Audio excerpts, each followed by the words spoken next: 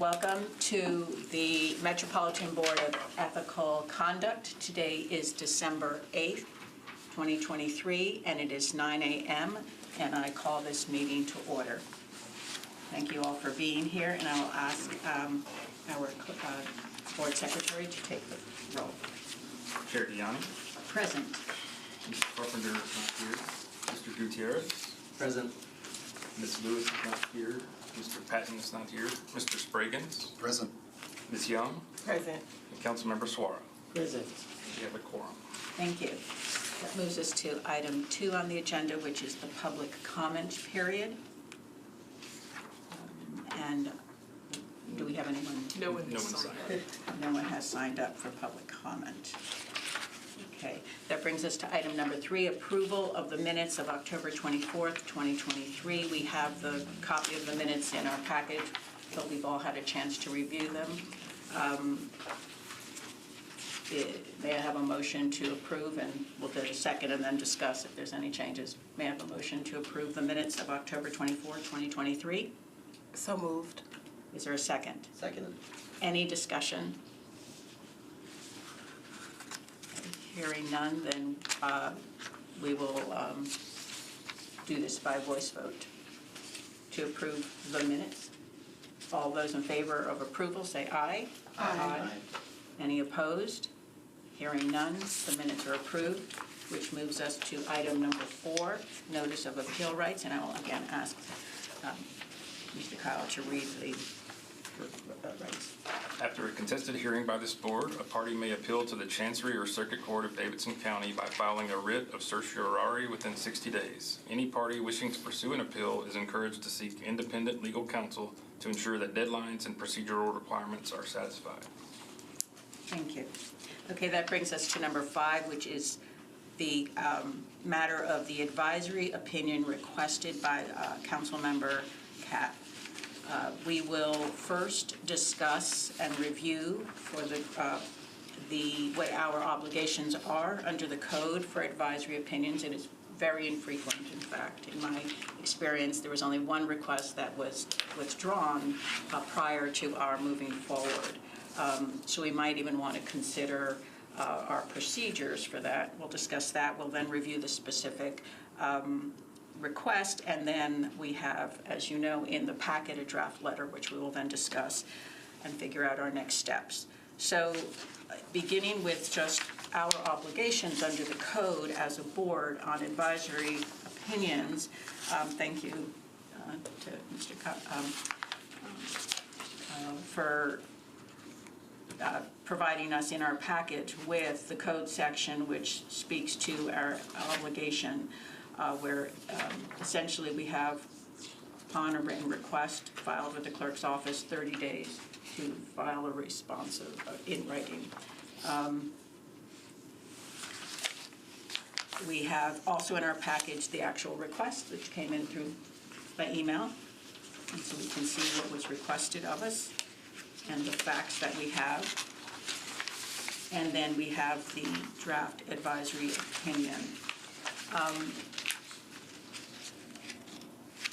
We can, at this point, because we don't have a we don't have a very specific procedure about how to handle advisory opinions. Here we had the law department drafted a letter for us to review, so we'd have language in front of us, and we can, for our discussion and modification, adoption, we could go a whole different way. So we're completely open because the letter will be coming from us. I think it will be probably signed by all of us, if not literally at least listed, have the members listed. I was looking at the Tennessee advisory. Yes, it doesn't have to be signed. It can just say adopted Listed. by these board members, Right. and then also indicate in attendance the council member pro tem. Yes. You So know. our names will be on it Yeah. in perpetuity. So we want to get it right.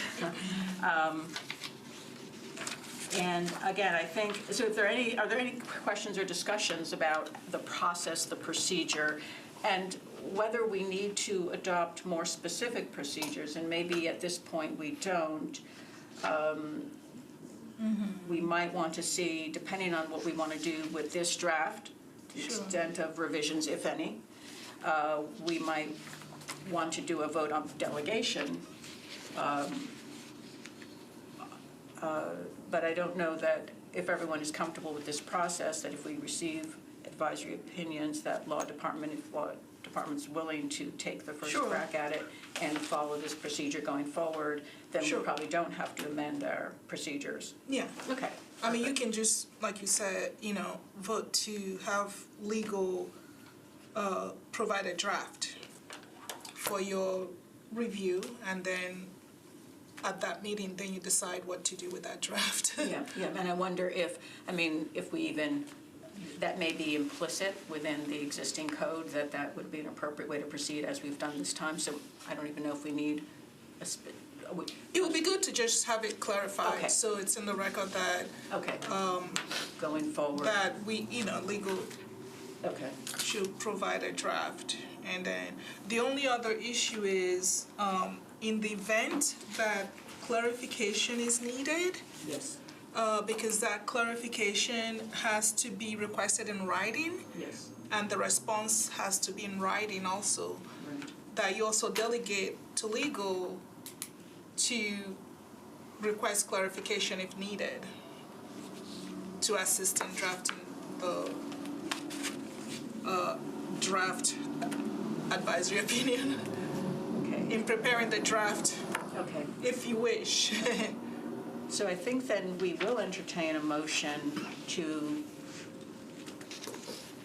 would you suggest that this go into our procedures formally, or can it just be? It can just be a vote today. Vote or an order that this is how we'll proceed going Yeah, forward without? and it'll just be in the minutes for now. Okay, all right.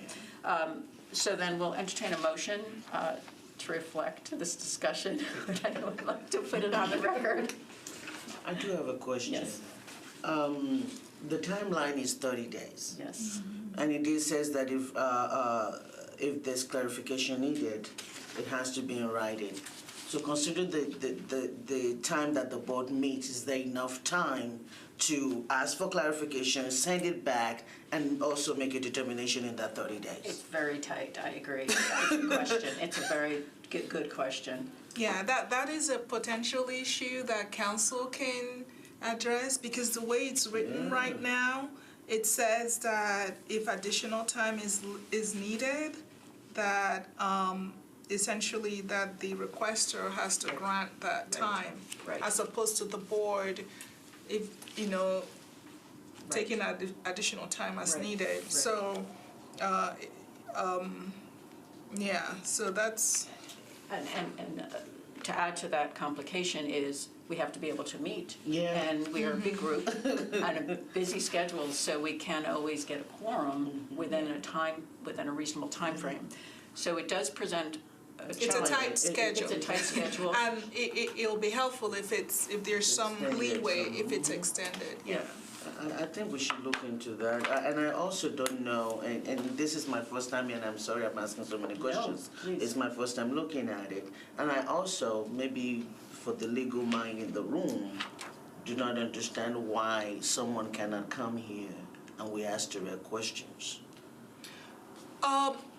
The reason is, well, I don't know, this is the way it's drafted, but generally, there has to be a written record of what's being asked and what's being responded to. Just discussions about what you're asking, and that really doesn't present a clear trail of record of what is being requested. So this, when it's in writing and responded to in writing, it is clear what is being asked and what is to be answered. Yes. And it's a record, because if an issue does arise in the future, Right. you go to that record of what was asked, what the facts that were provided, and that's the facts that dictate whether or not the particular conduct was within the facts presented. So even though our meetings are recorded Recorded. and we have recording of our meetings, that wouldn't satisfy the record? No, because this is not really the official record of this meeting. The minutes are the official records per se, yeah. I mean, And in addition, sometimes issues are challenging and have to be thought through, and there has to be a reference to the code. There needs to be almost a legal analysis at times, which we are ably assisted by our law department, and really needs time to think them through, because sometimes they're somewhat complicated and have to be unwound, and then, through discussion. So, I think the written piece, but I agree with you that the timeline's very short, particularly with opportunities for for failed quorums, and the whole question. As it's written, the requester is the one who gets to decide if there's a delay. If we are pushed and we are not able to issue an advisory opinion, I'm sorry, I thought I could turn this off. I'm so sorry.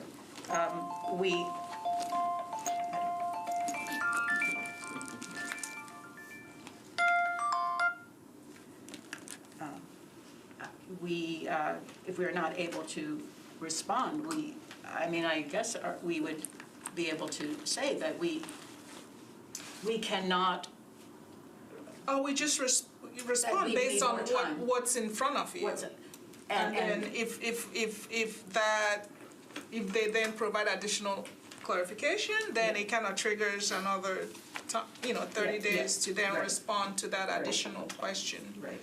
Yeah, Kind of provide. I would say it would be in the requester's interest to grant the extension. Absolutely. Usually, because they're going to get an answer they don't like otherwise.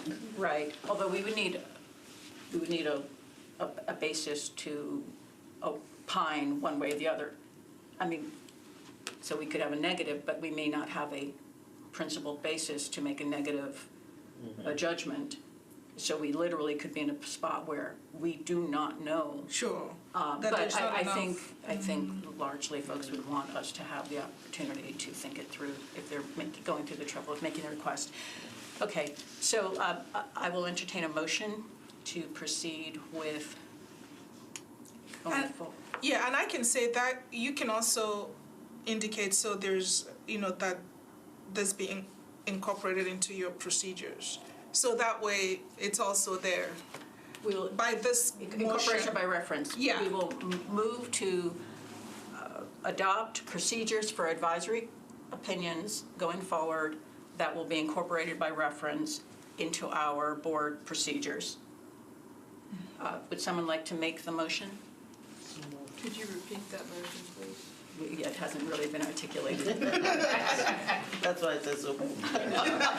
Motion to adopt procedures for. So the motion hasn't been stated.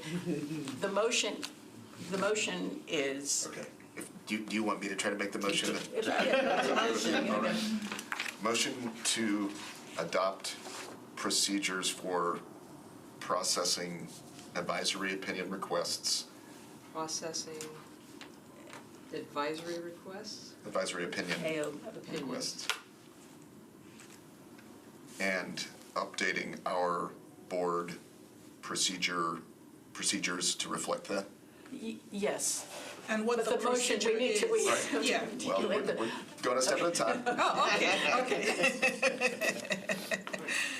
Motion to adopt processing advisory opinions and updating our board procedures to reflect that. That's what the motion is going to be, but the motion has not yet been articulated. So that's what we are doing now. So now we will receive the motion. Yeah, I just want to make sure I have the language Gotcha, correct. gotcha. And the substance of the motion is that upon receipt of a request for an advisory opinion, the legal department will prepare a draft advisory opinion and have the authority to request clarification of the request. And then that draft opinion will be presented to the board for discussion and review and adoption potentially. Okay. Legal repair opinion and have the authority to. Draft opinion. To draft the opinion. And present it to the board? And have the authority to seek clarification where necessary from the requester.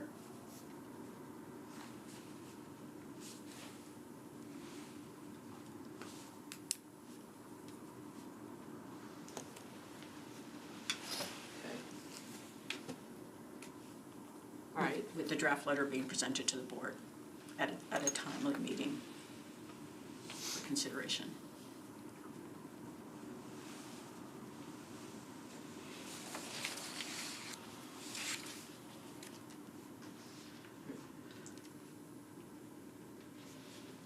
Upon receipt of an advisory request, Advisory opinion request. opinion Hello. request, legal will draft an opinion and have the authority to seek clarification where necessary from the requester, and then the draft letter will be presented to the board at the next meeting, At a timely called meeting. at a timely meeting. Timely, yeah, that's fine, yeah. A timely meeting. For consideration. For consideration. For consideration.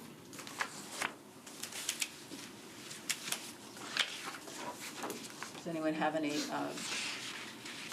amendments It's to? a long one. We'll see if we can get a second on this motion. Oh, yeah. Okay, well, that's the motion. That's the motion. Do we have a second? And Mr. Spraggins is making the motion? Yes. I am, Okay. proudly. Well articulated. And it's been Teamwork. seconded. And our, Who is seconding? I believe our council member seconded. Mr. Gutierrez seconding? No, Councilmember. Ms. Suarez seconded? Yes. Yes. Is she allowed to? She's ex officio. Yeah, she doesn't Okay. vote, but She can she second. can second. She can move and second. I mean, she's a non-voting member, she just doesn't vote. That's new for me. I wasn't aware of that. Yeah. I don't, yeah. Yeah. Okay, any discussion?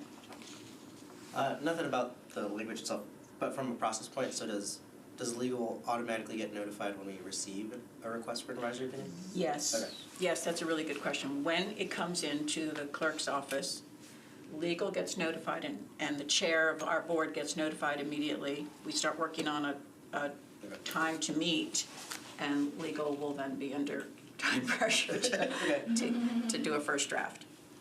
Any other discussion on the motion? I have a question. So the procedure that we're adopting, that doesn't change this language? The council would have to change this language, is that correct? The language of, yes, the council would Yes. have to change it and give us more time, or, yes. And I was going to ask after we vote on the motion itself, if the board is open to the council actually looking at that in terms of increasing the timeline, I think. Yes. If it's something that we want, then we can actually look into that and do that. So we will do that motion next. So on this motion then, any further discussion? Hearing none, I'm going to ask for a roll call on this just because it is changing our process, our procedure. Chair Diani? Yes. Mr. Gutierrez? Yes. Mr. Spraggins? Yes. And Ms. Young? Yes. 4 in favor. Thank you. So the motion passes, and that will be our procedure going forward. And now, do we have another motion at this time? I don't know if it's a motion, but I don't know if it has to be by motion, but I Okay, just perhaps wanted it to, doesn't. just wanted to know if the board is okay with the council looking at that timeline and maybe extending it if you are Yes. the. Yes. I don't vote, but yeah. I think it would be better, especially if everything has to be in writing, and this is something that can get somebody in trouble in the future. I think before putting my name to I'm not a body member, Right, but right. those of you putting your name to an Right. opinion Right. should have all the information that you need. Right. And be able to ask questions. So we will look into at least extending that to 15 or another 30 days or something. Thank you. Thank you for that. And I'm mindful that, this person had a job opportunity, and so we want to be as fast as we can, but Right. not too fast. Great, great. Okay, great. So that brings us to the 5B, specifically, let's review the request submitted by the council member. And here, I guess I want to just, as we turn our attention to it, and the request is before us, I guess I just want to say one thing. Advisory opinion requests come in from a specific council member, and we respond to them, and it's really relevant. But they do get posted publicly and become almost like the jurisprudence on the issue. They become what anyone can then refer to understand how we think about the issue. So although in this case, it relates, whatever we say relates specifically to the requester, we want to be mindful that it has broader implications for us as an ethics board because we live with it in perpetuity. For anyone else who has a similar issue, they'll go to our website, they'll see the advisory opinion, and they may not make a request to us, they'll just be reading it. So we want whatever it says to be kind of general purpose of our best understanding of the ethics on this issue. So that's my kind of first comment. Does anyone have any thoughts about that, or does anyone have any other general comments before we turn our attention to this question? Oh, okay. Well, I just want to put the qualifier that while it's there, it's a public document, it's there for everyone to read. Really, legally, it does not have the force of law. Right. And if an issue does arise, it's really only that council member that can rely on it. Yes. Yeah. Yes. As prima facie, Yes. only as prima facie. Prima facie evidence that their conduct, Right. if it's consistent with the opinion, does not violate the Right, standards of conduct. right. So someone else can't really rely on it per se. True. Yeah. In the context of a case. Yes. But they do treat it, I think, can refer to them, and that's why they're posted, so that folks with similar questions can just look at it and develop a sense of how we might be thinking about it. Is that your understanding? Yes, I just have to be careful that It's not- the whole issue is it doesn't have the force of law, and at the end of the day, you can't really say I rely on this and therefore I'm not. Right. Because again, law could have changed, things could have changed. Right. It captures that moment in time, but the law may not be the same. Yeah, so Yes, it's I think, yes, and I think, is there any other, before we get into the substance, have any other preliminary comments? Yeah. Yes, I guess my question is if this is going to be posted on the website, and considering what she said, should there be a disclaimer also with it on the website that people cannot just rely on it and they have to make their own request or something? You know, the one thing I'm going to say, though, is that frequently a request is very specific, and I don't see this request as that specific. I see this request a little bit more general. It's like, as a council member, can I be a fundraiser for a PAC? Okay. It's a kind of a general question, and what we say on it could be applicable to the next council member who wants to be a fundraiser for a PAC. And so I agree 100% with your that it's not that they can take that AO to us if someone else does it, there's an ethics complaint that comes before us, they can't take it and say, you said for this fellow that this, but it's there publicly as our statement on a very general question.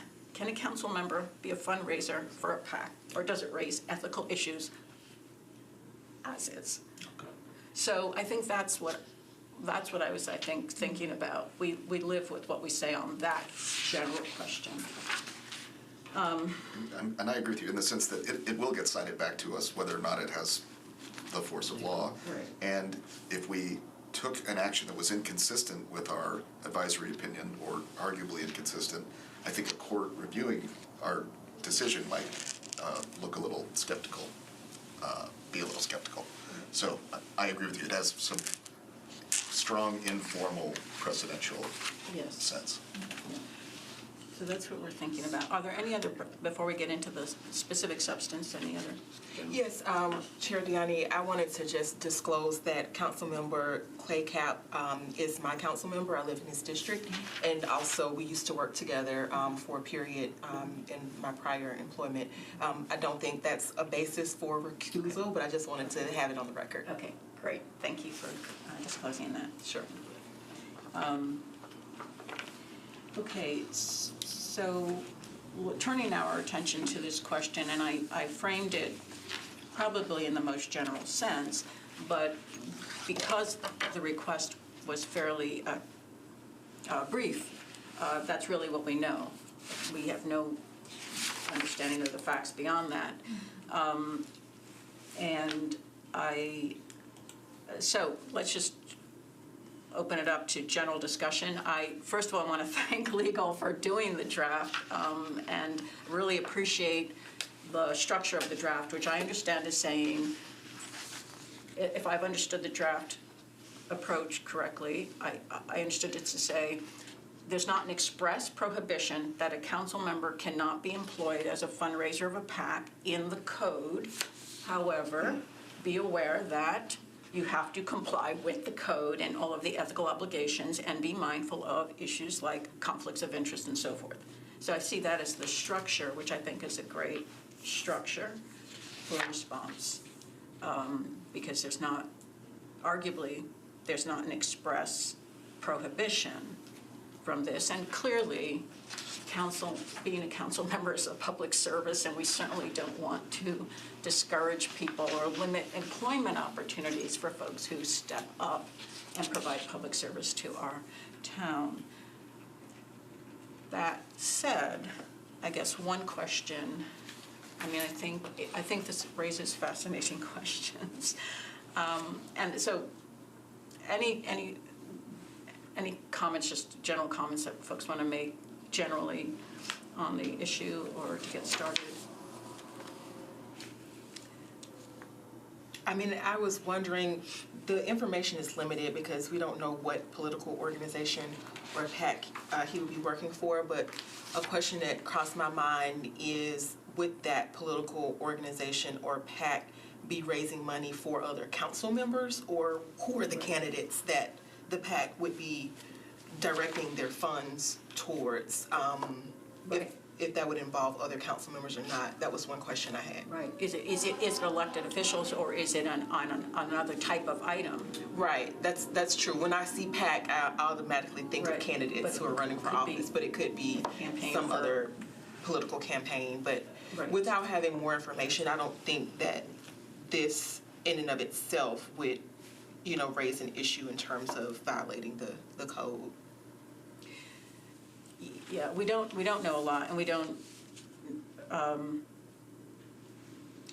So I guess the one thing I guess I'm going to ask us to consider, because I think to the extent we can consider it and bring all of our different views to it, we'll feel confident in whatever we say.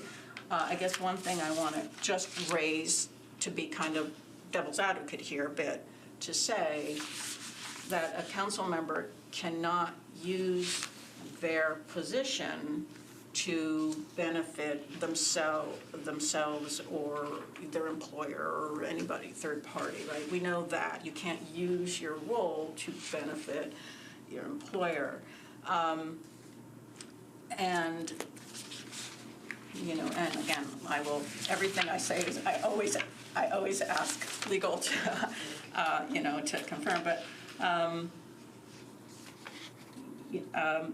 the kinds of things that I want to think through as a group to make sure we're comfortable with this response is the kinds of things that, you shall not give the impression that any person can influence you and so forth, in your performance of your official duties. This is really the bundle of potential conflict issues that can emerge. You shall not use your metropolitan government position improperly to secure unwarranted privileges, exemption for you or others. So the bundle is just, I want to just preface this. I agree with the draft that given attention to conflicts of interest, if one is going to engage in doing this, one can ethically navigate these two roles. I think that one can ethically navigate these two roles, wearing a council member hat and a fundraiser hat. So I'm not suggesting otherwise. I don't think that they are inherently in violation. But I wonder if we want to figure out as a group and then potentially revise some language to maybe up concern that it is a sticky situation. And I guess, maybe we can discuss that a little bit. In the old day, the judges can't, under the model rules of judicial conduct, judicial ethic, a judge can't go out and solicit a campaign contribution because it feels inconsistent with the role of a judge. I believe, and I'll name a lawyer here, I think Tennessee recently changed that rule and judges used to have to do it through campaign treasurers and so forth to keep distance because of the inconsistency with being a judge and then raising money from someone. That, I think, changed in Tennessee in the last few years. But I guess the question is, like a police officer raising money for the Police Benevolent Society, if they're in their uniform, there may be issues there, right? But if they're off-duty, but a council member is never off-duty. A council member is a council member. You may be able to verify this 24/7. A council member is never not a council member. So we do have a situation where a council member is asking an entity or a corporation somewhere in Middle Tennessee for funds for something for their employer. I think that's what we're looking at. And a council member is always a council member. So at a minimum, that if that corporation or that entity or those individuals ever have any business having to do with council or metro government, I think that the council member may be having to recuse themselves if they've just asked, or within that last reporting period has asked for the money to come to their employer, their PAC.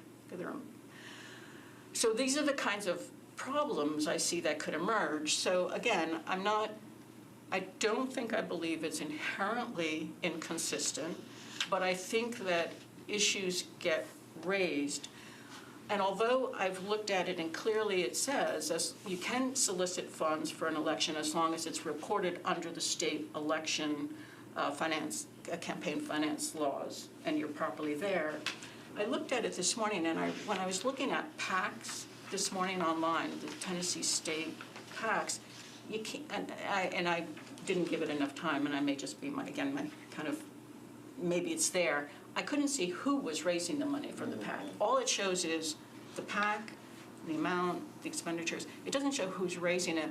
So if we're looking at it from a community, kind of integrity for the community to believe in the kind of integrity, all of this, the community members, they might not know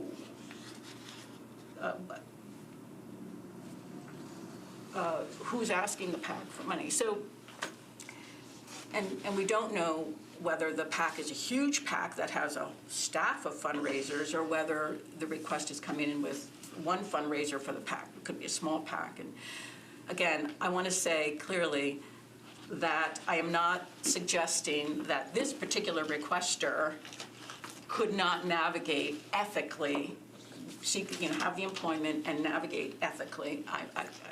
I'm not saying that at all.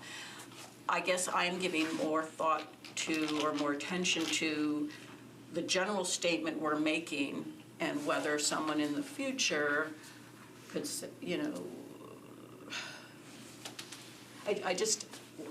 whether PACs can say, hey, let's hire council members to raise money.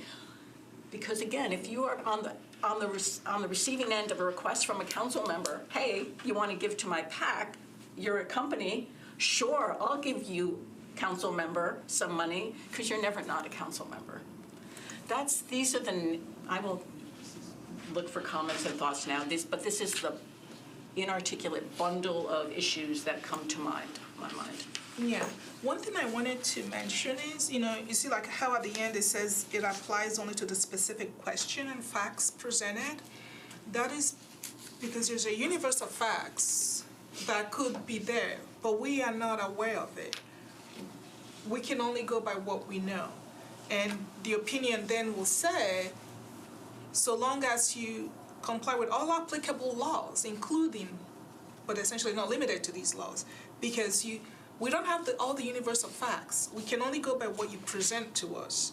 And it's hard for us to then begin to say, well, what if this, what if that? Well, we don't know what the ifs are.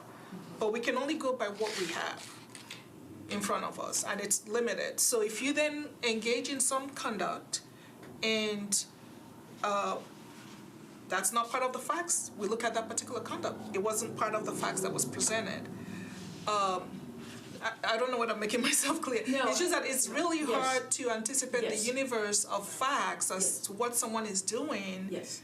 in their private employment and what they could be doing, and try to answer questions as to everything they could possibly be doing without knowing. They haven't presented those facts. So we're just looking at a very broad question that's very narrow, but you have to conduct yourself in accordance with all applicable laws. So that will include any conflict of interest laws, etc.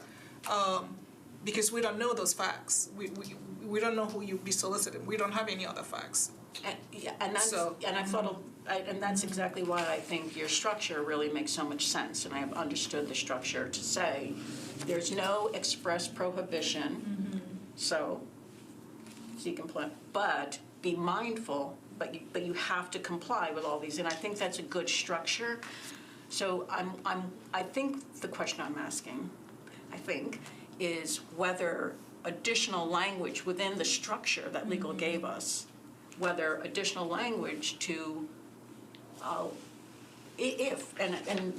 and no one may agree with me that there's an issue here, but is there a way to structure language that raises the question, but we think, that this set of circumstances can lend to appearances of impropriety or I actually think legal ethics complaints could grow out of this. Again, if someone gets upset about something that we've received already, we've received ethics complaints against folks. We're just receiving lobbyists reported under the state laws. So I understand, and I think the structure is correct, probably, but. Yeah, I agree with Ms. Eke's statement in terms of, I don't think it's our role to play what if or to, propose scenarios that we want to warn the council member of. And I think that there's, it cites several applicable sections of the code that, would fall under, you need to comply with all applicable laws. Yeah. The only question would be, is there some other section or provision that we could include in here that would get to the situation of the pact coming before the council and expecting favoritism or anything other than section 2.222.020M, which says employees shall not violate the direct or indirect conflict of interest, consulting, lobbying, or any other requirements of state law existing, etc. Is there something more specific that says if something comes before the council, this member needs to recuse themselves if it's related to the PAC that he's worked for and people he's solicited money from? If that covers it, then I think it's fine to leave it as is. But if there's something more specific that gets at the situation that you're concerned about, then maybe we would cite that provision rather than bringing up the scenario. Yeah. I agree, and I mean, we could even just say, the board, there's a heightened potential for conflicts of interest under this, and we just sort of observe that if we wanted to, and just let them decide, Because I think, this is not a criticism of Nikki's wonderful opinion, but there's a circularity to this. Like, he's saying, can I do this in compliance with ethical laws? And we're saying, yes, as long as you comply with ethical laws. We're really just saying there's no bright line prohibition on it, and then the devil is in the details, and we'll hopefully not see you later to talk about the details. So I would be fine with sort of adding a little nod to the conflict of interest issue. Yeah. Otherwise, I agree with the opinion. The structure of it's right, yeah. Yeah, that's what I was thinking along those lines. I wasn't suggesting putting scenarios in, and I do think that the language you read covers it, but I think some additional statement that, do you want to? Well, like, is there already language for when, like, a potential conflict of interest arises? Like, actually having to declare the conflict of interest, and like, what does that kind of look like, or is that language to include here?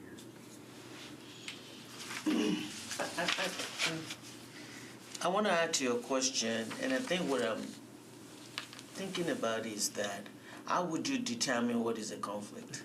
Because the money is not coming to you. The money is going to the organization. So I think in an ideal situation, you would think it's a conflict if that organization is before council. But what if some of the people you got money from is before council? That's your question, Yeah. but how do we determine that without asking for a list of all the money you solicited from? But we cannot do that. And there'll be no So I record. think that's between the two of you. That's what I'm getting from both of your question is that how do we, I don't know, I guess we leave it to the person to determine the conflict part. Yeah, I think we're all kind of circling around the Exactly the same same thing, situation. yeah. It seems like the council member himself will be the one that would have to disclose, in that situation, if it's the PAC itself that he works for, or if it's someone he solicited funds and received funds from, as part of his employment, and they come before the council, it would be on the member to say, Absolutely. I need to recuse myself because I have, solicited funds and received funds from this person, or I have worked for this organization, or I'm currently working for the organization. Like, it's like a self-disclosure situation, I think. So do we make the, and I'm a council person, and in my day job I work with different people, and I can't even tell how many people I've come in contact with. I've not raised money from them, but I'm sure the fact that I'm a council person is something that they know, without me having to ask them, and it could have impacted something somewhere. So I don't want to limit the council person so much because of the job that they're doing that other council members are not subjected to. But at the same time, because this is fundraising, is the reason why I think we need to be more careful about it. And so I don't know if there's an appetite to be able to say not just your company itself doing business with Metro, but any individual organization that you've solicited money from, maybe with a threshold, will require you to recluse yourself from those, something to that, if that's not outside the scope of this body, so that would address what we're thinking about. I don't know. I'm not a lawyer, so. Is there more specific language about circumstances of recusal in the code? It's not. It's not. Voluntary. It's Yeah, not it's the voluntary. language. So you have to look at the specific facts. And there is a general conflict of interest statute, 12.4.101, but that deals with financial interest in contracts, people that are coming before, like if a council member has a financial interest in an entity, meaning ownership interest, and that entity is seeking approval with the Metropolitan Council. And then if they have an indirect interest, which is when they don't have an ownership interest, etc., all they have to do is to disclose that interest. It's not like a prohibition. It says, you have to disclose it. So, yeah. So I've never, thankfully, been a fundraiser, because it sounds very hard.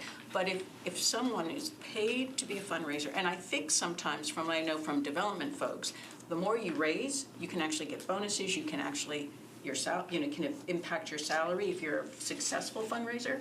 I don't know about in the PAC context, I'm thinking of development context, it's true. If you're a fundraiser for work and you've got a target, you've identified someone you're gonna go try to fundraise from, is that a financial interest if that entity is before the council?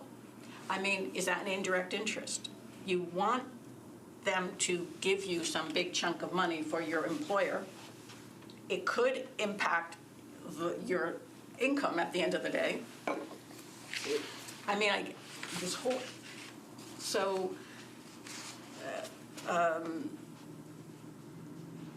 is that an indirect interest? I think, ultimately, I think the resolution is because of all the reasons everyone's saying, and we certainly don't want to limit council members for their service ability to earn money.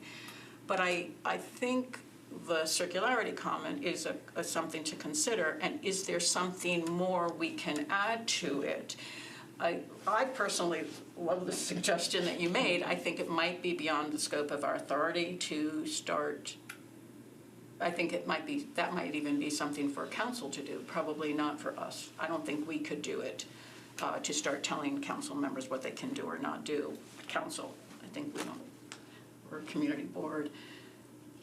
But I think if there's some language we could come up with, and it could be a sentence, it literally could be a sentence, which signals that we think this is just rife with opportunity for conflicts or appearances of conflicts to emerge, so go forth and be aware, because we will see this again when citizens complain and come to us and file ethics complaints against council members who are doing this. That's how we'll see it, when it comes back and says, they raised money from this corporation and then voted on this issue, which this corporation had a lobbyist for. It's all circular, it's all, it's not, it's all about money. That's when we come back into it, when we've got a citizen who's there and saying, see, and so I just want to be mindful of that scenario, our future as a board, when we're finalizing this letter. And again, I agree with the way legal structured it. I think as long as we can't say that there's inherent conflict in the two roles, if we're not willing to say that as a board, I don't think I am, that council members cannot professionally be fundraisers in the same community. If we're not willing to say that, which is fair, then we have to say there's not a bright line prohibition, but then do we say, but as an ethics board, we think this is, you're just gonna have to, circumstances could lend themselves to issues, so go forth and be aware or something along those lines. Good language. Yeah, I mean, I agree. I think we should add that statement in maybe near the end of the opinion or something. And I do think that we don't want to get so far down this road that we start, because council members vote every week on, they fundraise for their own campaigns, and then they do rezonings for individuals who give them $50 or something like that. I don't mean as a quid pro quo, but who donated $50 to their campaign. And I don't think that we expect council members to, not take actions left and right. We could create a lot of conflicts if we went too far.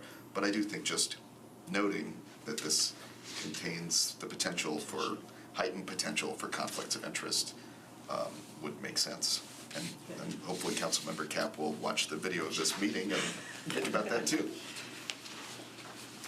Yes, and again, I'll just restate for the 20th time that my view is not even specific to an individual council member, but just generally. My concerns are more general.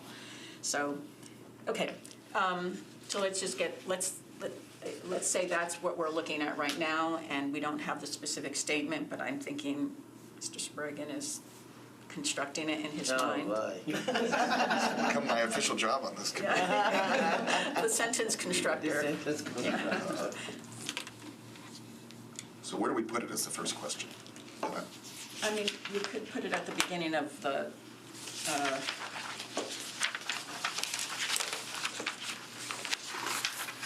Potentially at the end of the brief answer, like a cautionary language, additional cautionary language. That's the brief answer, and then, at the end, some additional, the board notes that blah, blah, blah, Number- blah. number 3, as a number 3. Or maybe a separate paragraph. Something like, additionally, the board notes that, or cautions that,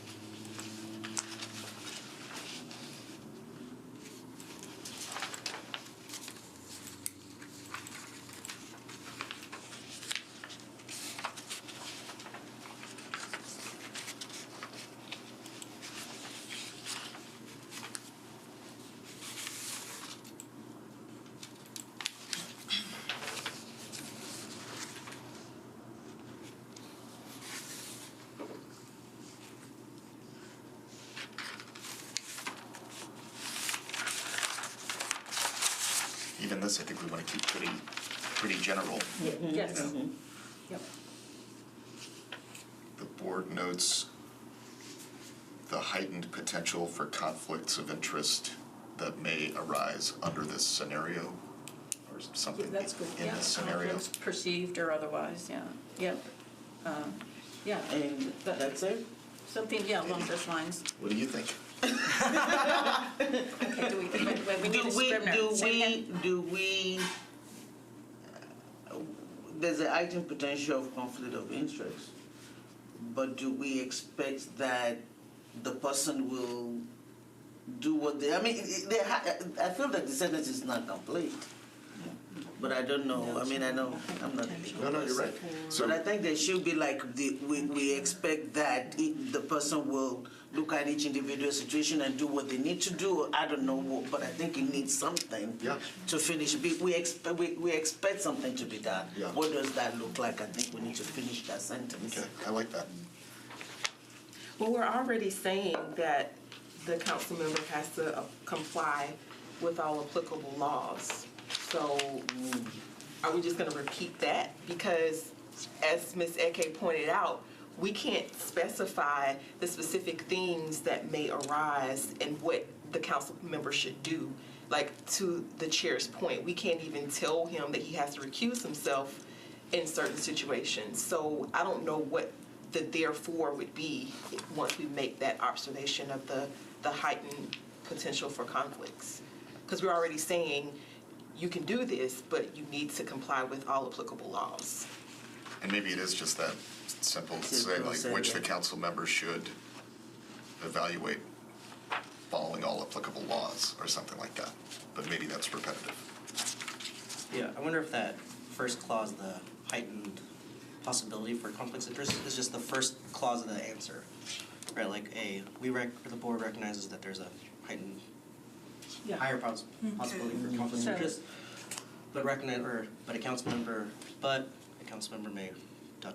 Yeah. So to that would start be the with it. first- Yeah. To start. Yes. So the board. Okay, that does, yes, yes. The board I like notes that. the heightened potential for actual or perceived conflicts of interest,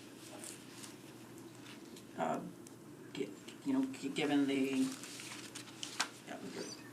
in these circumstances. I think you can say, in the scenario presented by the question. In the scenario presented by the question. So you're saying just do it right up front, to say this is, Yeah, and then just the rest of it. Then the What we're rest trying to will- accomplish. Then the rest will, right. okay. Should we add an however before the sentence the first sentence of the answer? Like, we have the Okay. language we just said, and then we say, however, a council member may accept employment, blah, blah, blah, provided that, Yeah, and just leave yeah. the rest the same.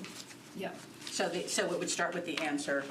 So the answer would start, the board notes, or we could say the board cautions, there is a heightened potential for actual or perceived conflicts of interest in these circumstances, in the scenario presented by the question. However, and then a council member may accept I like cautions. cautions, yeah. Okay, so the board cautions that there is a heightened potential for actual or perceived conflict of interest by the scenario presented by the question. Okay.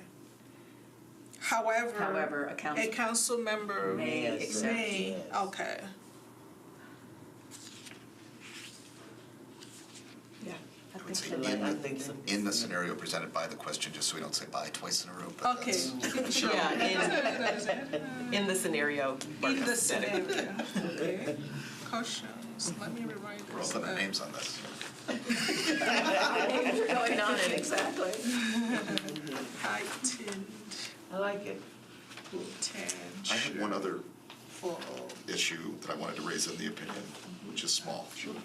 okay. Is- Is it okay if I just finish this Yes. one so I can make sure I write it correctly? Potential for perceived conflict of interest in the scenario presented the board cautions that there is a heightened potential for actual or perceived conflict of interest in the scenario presented by the question. However, a council member, Okay. Asterisk, then an asterisk C, video. I don't think Okay. Not really. Okay, that's the first sentence of the answer. First sentence, okay, thank you. Thank you for letting me. Sure, it's now, Okay. may I raise one other? That's, So at the Of very course. end, in the summary paragraph, it says, shouldn't use metro government property or non-public information and must be conducted in accordance with all applicable laws. I'm wondering if we couldn't also say, shall not use the metro government position or office or something like that, because, there's that issue where, okay, I could use my personal cell phone that I pay for Yeah. and call, but if I say, hey, this is council member so-and-so, You're and I'm right. calling to raise funds, I haven't used any metro property, but I'm still using my position, so I just was, and I think that is pretty well spelled out in the rest of the memo. Yeah, shall not use their metro government positions improperly to secure warranted privileges or exemptions for themselves. The question becomes, if you call somebody and say, I'm John Doe, I'm raising funds, and discussions arise about your profession, I mean, I don't know. I don't know we can just, should we just use the language? I think it's okay to have it in the summary. I mean, Should not use their metro government positions improperly. Can we use that language improperly? so, The way it says, so we're talking about the last sentence of the the last letter. sentence, Second line. summarizing everything. yeah. So, on behalf of, shall not utilize metropolitan government property, and then we have, or, Unless we begin with, shall not use their metro government position improperly, shall not use, I don't know, their metropolitan position improperly. improperly. Quick question, do council members have their own, they don't get metro phones, do you? No, we No, don't. you have your own We personal have phones, we cell have our phones. own personal cell. We have a metro phone, but it's a landline. Okay, So so your cell phones are your own. yes, they are. That obviously he wouldn't be using The letterhead, Oh, yeah, property like, being, email. in metro office and Right. conducting fundraising, just like any other employee, you Well, can't, Or what about title? Improperly is the key. I think it depends on the context in which that arises. If someone asks you, what do you do? I work for this park, and yeah, I'm also a council member. Right. But to you, It becomes the issue of improper use So in is the it, facts. would it be improper for a council member to call someone and say, hi, this is council member X, I'm raising money for a PAC, will you contribute today? Is that an improper use of the metro position or not? Yeah, I really don't want to speak to that because it's there are nuances there.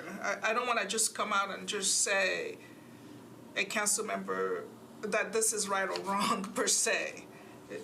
There are usually nuances to those matters. And the other standard I think that applies, not just that 020I, but also 020D, which is quoted above, they shouldn't accept or solicit cash of any amount if such payment or solicitation is in any way directly or indirectly related to the employee's position in the metropolitan government. So again, lots of nuanced scenarios that you can imagine, but that's what we'll hear about someday, Right. probably. Right. I guess your question is that it's all being enumerated, listed, and all the codes is there, but we're summarizing it in the end, right? And so that's why he's saying that since we summarize every other thing, should the use of the position also be in that summary? Yeah, And I I'll think you recommend should. use put in that qualifier, improper use of the position. And then once the facts are presented, if there's a complaint, we can Yes. decide whether it was It was improper proper or or not. not. So, Correct. Yeah. Can you just read then how the last sentence would be? Shall not utilize their metro position improperly or metro government property or non-public information? Is that what? Shall not utilize their metropolitan government position improperly, comma, or metropolitan government property. Oh, well, we just use metropolitan government once, right? Right. So shall not utilize their metropolitan government position improperly. Position or Can we- property? can we- Position or property. Can we move improperly? I know it's not structured that way in the Yeah. code, but in this summary sentence, can we put improperly before utilize? Sure, shall not improperly. Utilize. yeah. Shall not improperly utilize their metropolitan government position Or property. Comma, or, property, or non-public information. okay. So in summary, to comply with the standards of conduct, any solicitation of funds made on behalf of the political organization shall not improperly utilize their metropolitan government position, property, or non-public information, and must be conducted in accordance with all applicable laws. Now we've added improperly to the other ones, but I can live with that because I guess we would find that it was improper if they used them. Right. Yeah, if you use the non-public information in an improper way. Right. Yeah. Well, yeah, if you use it to solicit funds, it usually will be improper, if it's non-public. I think we can structure it so that improperly doesn't modify the whole The rest of the stuff, thing. yeah. So maybe move Maybe it at the back. end? No, I Oh, mean, move it. instead of putting improperly before utilize, put it back where you had it before. But Shall the not sentence utilize structure, Their metropolitan government position improperly, Well, comma, metropolitan government property. I think we may need a separate sentence. why, Yeah. why do we need improperly? Let's just look at that for a minute. Shall not utilize. If you're fundraising for an employer, you should not utilize your metropolitan position to fundraise for a private employer or metropolitan property or any non-public information.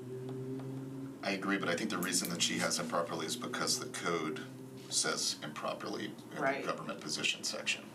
The section I, which is the second bullet on the second page, it says employees shall not use their metropolitan government positions improperly to secure unwarranted privileges or exemptions for themselves, relatives, or others. But this sentence is more specific.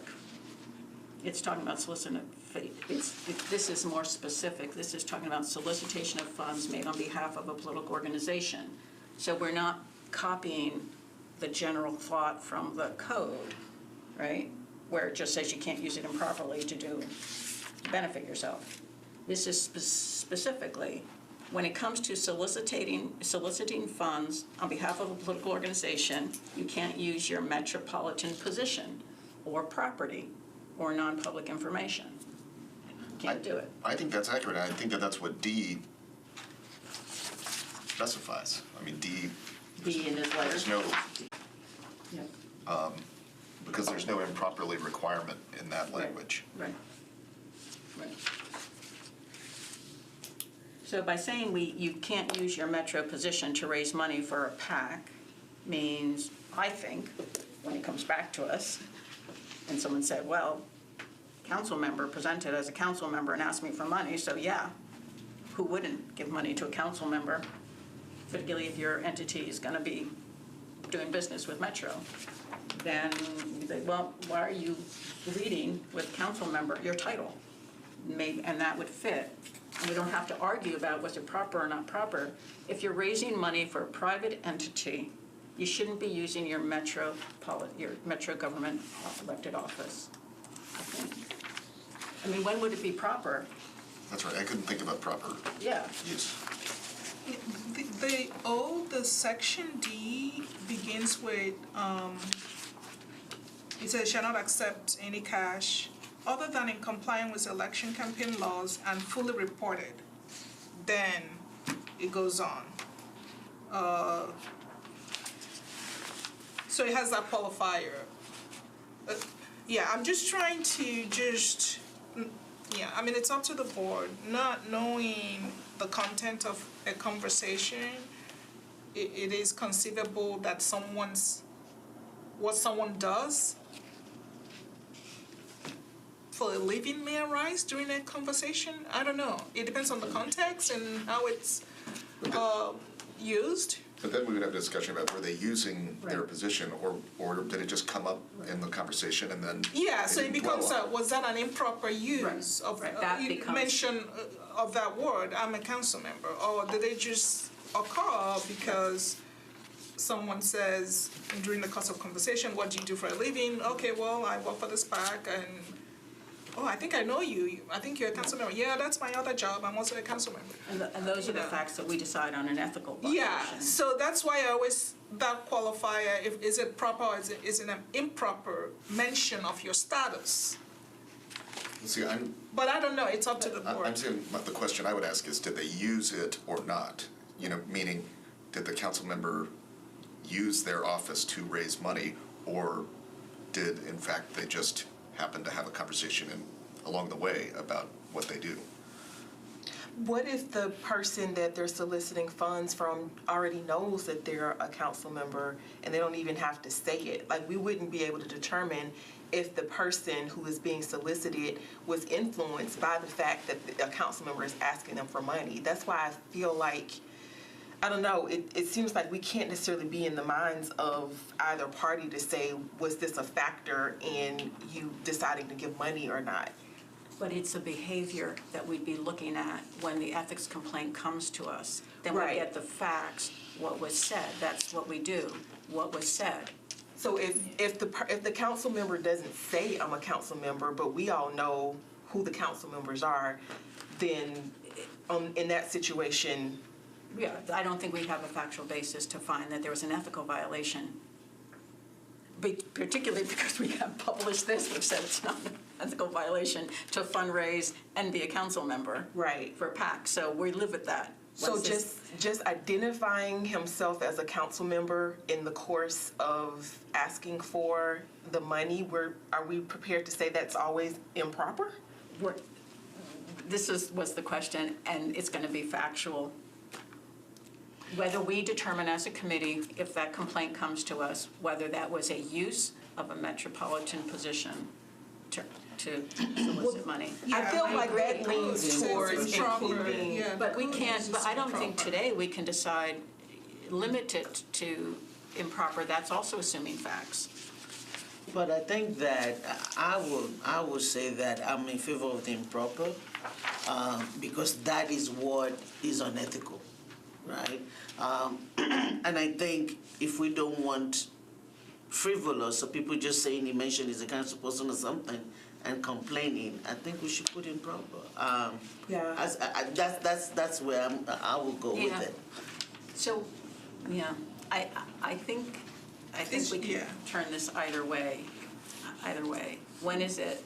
When is it It's ever the question proper? is use. When is it proper to use your position? So the question is going to be the use. Did the person in fundraising use their position as council member or not?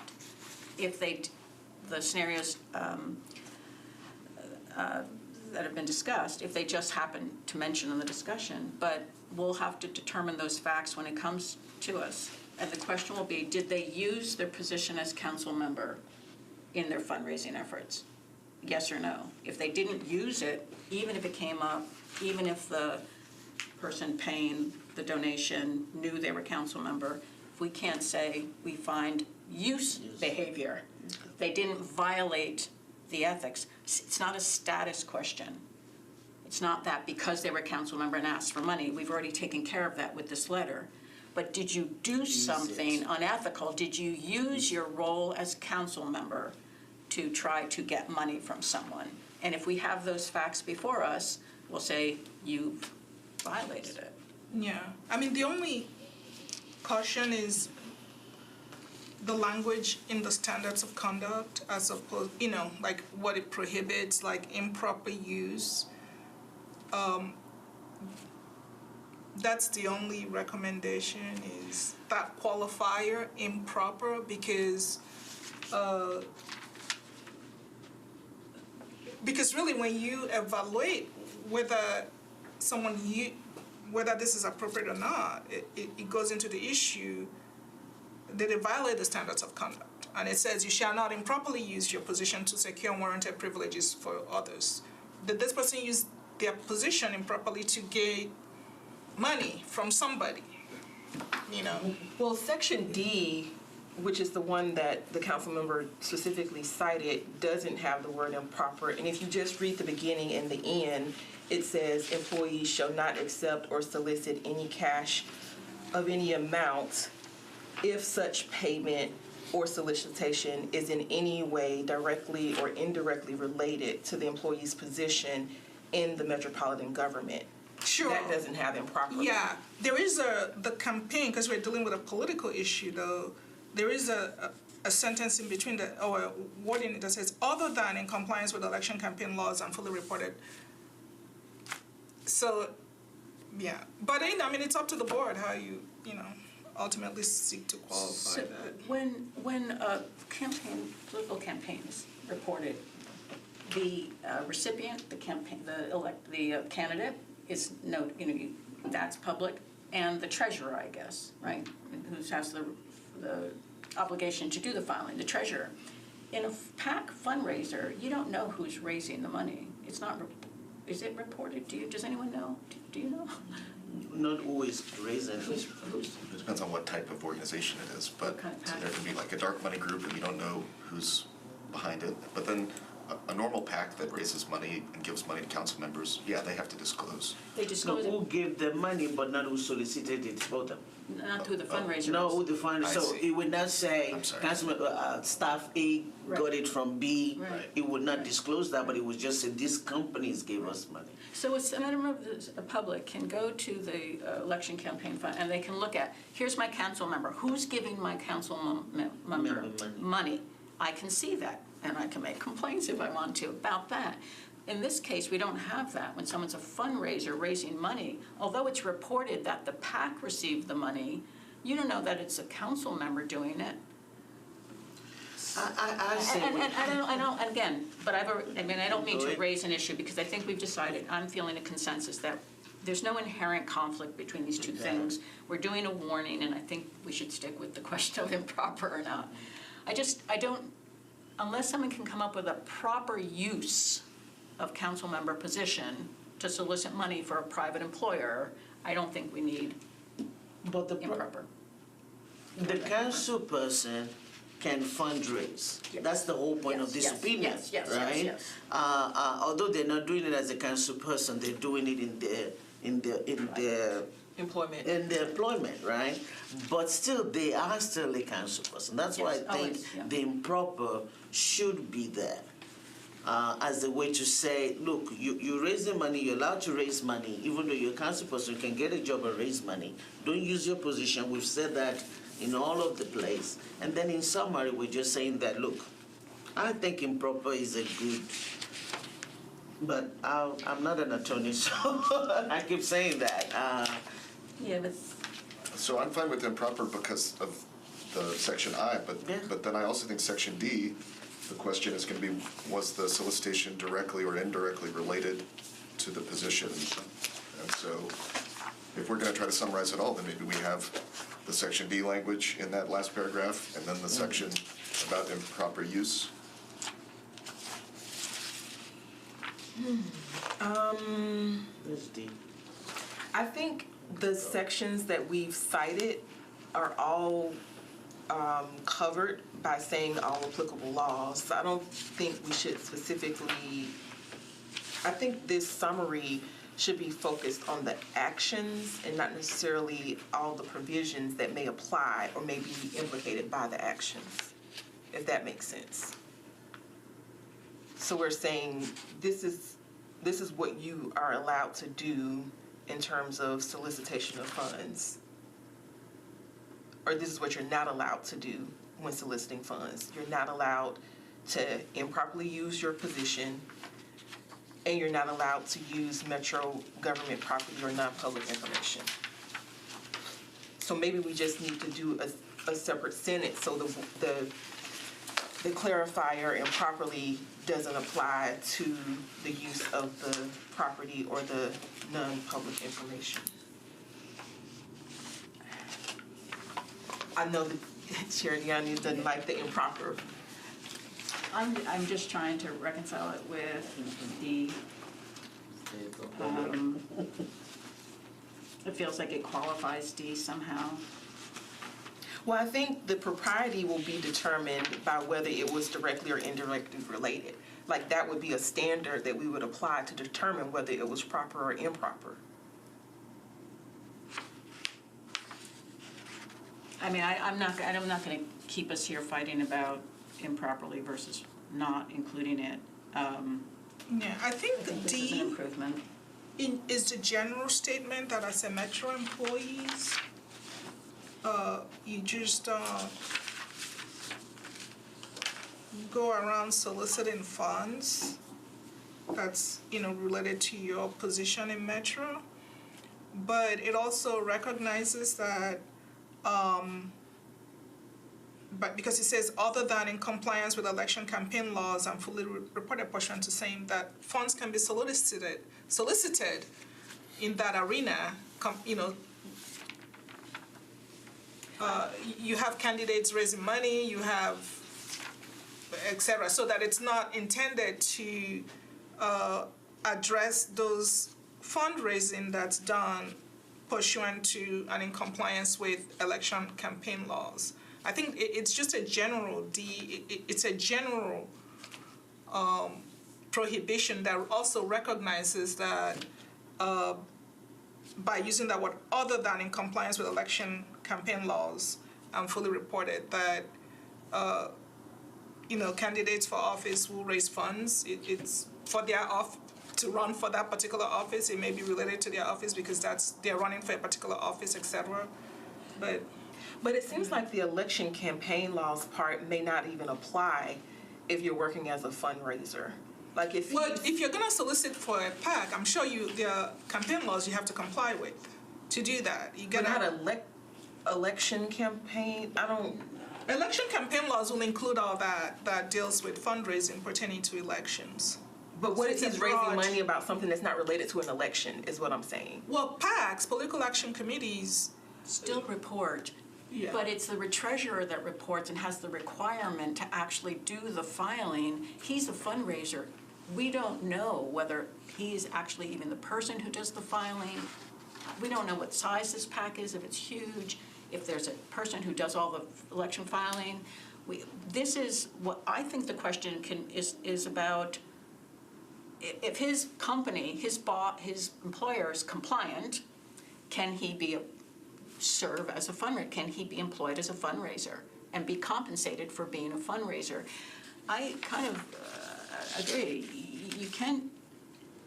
It can't have anything to do with your position, either direct or indirect, your metro government position. I guess I'm not sure what scenario we're trying to protect by just saying you can't use your metro government position to raise money for a PAC. Why is that? I guess I don't understand why that's a problem. How is that too broad? What is that excluding that we don't want to exclude? I mean, it's up to the board. The only thing I was using is the language in the code, in that, like I said, it's kind of trying to suppose what the conversation is that occurred with regards to this. It is conceivable that when somebody is talking to someone else, questions may arise about their employment. Aren't you a council member? Yes, I am. I recognize you. Somebody says, I'm John Doe. Oh, aren't you a council member? Yes, I am. And then anyhow, the reason I'm calling you is this: I work for John Doe entity. So that's that's all I was trying to say. That I'm not. But if we don't use the word, if we just say you can't use your position can as council. And in that fact scenario, we would then find you didn't use it. Well, you're essentially saying that because what is usage? That status arose in that conversation, but it wasn't improper. That's what you're essentially saying. It wasn't an improper mentioning of that or, discussion of that status, etc. I guess the reverse of your question is, how would a council member use their position to solicit the money? Like, what does that look like? Hi, this is Councilmember so-and-so, how are you doing? Happy that you're my constituent. Hey, listen, I'm raising some money. Hey, you want to give some money? So saying it up on the front end, Well, I mean, again, again, it's the totality of the conversation that would be presented through witnesses, or it could be in an email. We could have it in an email where the council member sends, so we don't know how, I agree, we don't know what the facts will be, but that would be our determination. Was there enough evidence by the council member of behavior that we feel comfortable constitutes use? But again, I'm mindful of the time. I think this has been well discussed.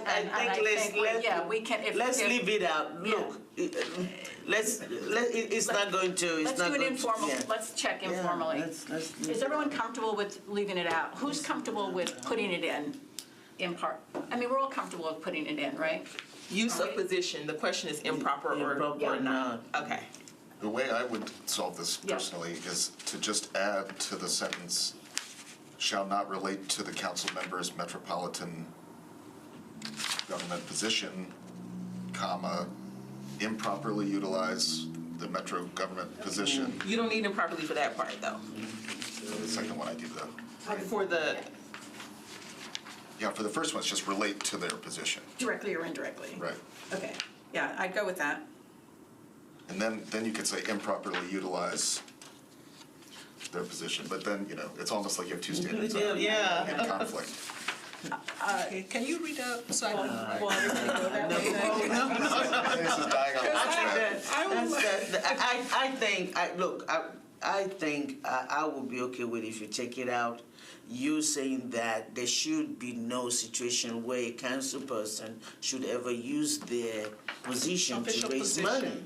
That is the position. That under any circumstances you should not use your position to raise money, and that's why For an that is there. employer. And if somebody ever accuses you of doing that, then we can decide whether it was the context of it, right? And so I'll say let's take out the improper and leave it, so that even to the council person getting the opinion, there's no ambiguity as to when you cannot use it, what is proper, what is not proper.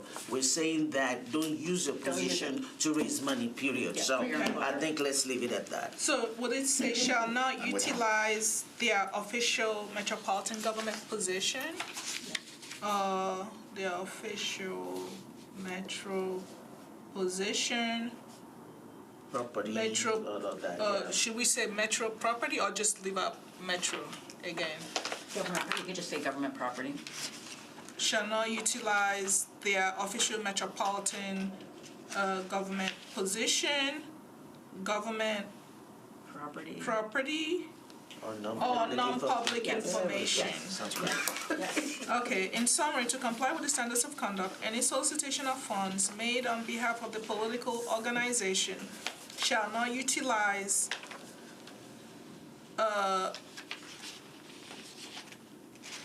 the council member's official position, the council member's official position, metropolitan government position, property, or non-public information. And must be conducted in let me write it out. Shall not utilize, shall not. So we're going to do a vote on this. We are going to take a vote. The council members I will make the motion. official, I'm sorry. No, I will give Is you it time. No, I want to okay. give you time over here. Okay, shall not utilize the council members' official position, property, official metropolitan government position, property, or non-public info. So in summary, to comply with the standards of conduct. Okay. Any solicitation of funds made on behalf of the political organization shall not utilize the council member's official metropolitan government position, property or non-public government property, right? Government property or non-public information. Okay. Okay. Shall not utilize the council member's Okay. official metropolitan government position, government property or non-public. We'll now move for to adopt the draft advisory opinion as amended by our discussions today. That's it. May I have a second? I'm moving. Do I have a second? Second. Any discussion? Hearing none, we're going to do this by roll call. Chair Diani, Yes. Mr. Gutierrez, Yes. Mr. Sprague, Yes. and Ms. Young. Yes. 4 in favor. Fabulous. So it is approved. This will be our opinion. It will issue. Let's just determine next steps for the board to issue it. As you know, we'll all be listed. Will our ex officio member be listed as well? Yes, I can actually print it out now, Perfect. if you have 5 minutes or so. I don't know who does. If you want to, I mean, I can send it to you and you just print it out if you know, and you can all, today is what, this 8th? Yeah, can you just email it and we can respond, yes, listen? No, you No, we can't. can't do We that. have to do it in a public meeting. Oh, okay. If, Do you want to read it? Would you feel more comfortable reading it to us while we're okay, here? reading the how it's modified? Yeah, I guess, yeah. Okay. We just approved it, but yes. Yeah, so the opinion will be issued today, December 8th, 2023. And the draft opinion will be modified as follows. So in the answer, there will be a sentence that says, the first sentence will be, the board cautions that there is a heightened potential for actual or potential or perceived conflict of interest in the scenario presented by the question. And then the second sentence will then begin, however, a council member. And then the last sentence in the opinion is modified as to read as follows. In summary, to comply with the standards of conduct, any solicitation of funds made on behalf of the political organization shall not utilize the council member's official metropolitan government position, government property, or non-public information, and must be conducted in accordance with all applicable laws. And it will have the names of the 4 council members. It will say adopted December 8, 2023 by, and it will list the names of the 4 council members. Board members. I'm sorry. That's okay. Where did I get that? I'm like, Where did I get Council's too difficult. I'm sorry. We'll stick with the board. Yeah, it'll You're too hard of that. sorry about that. It'll list the names of the 4 council members that adopted it. Wait, what is this? I'm sorry again. Board members, as well as Okay. our council member, right? Yeah, As well it as lists the council name of member. the 4 board members who adopted the opinion, and then it will state at the end, it will, after it lists it, and it will say adopted by, and it will have the 4 board members. And then it will then have below in attendance, it will list the name of the council member, the president pro tem of the council in parent, and indicated that, she's a non-voting member. So to indicate that she was in attendance. Absolutely. Yeah. And a key contributor to our discussion. Okay, super. So that is done. You don't need anything more from us? No, I will finalize it and I will send it to the clerk. And then for him to provide it to the council member and also send you all a copy. Distributed, great, Yeah. fabulous, thank you. I'll do it this, in the next hour or so. That leads us to, so that concludes number 5. Our next is next steps, number 6, next steps in scheduling. We've just gone over the schedule for this. There's no other matter before us pending, so we will meet as, we will be called if there's another complaint. Other than that, keep your first Monday in March open. That's our annual meeting, okay? Super. Any other matters that you're aware of? Not that I'm aware of. Okay, well then I will officially move to number 7. This meeting is adjourned. Thank you all.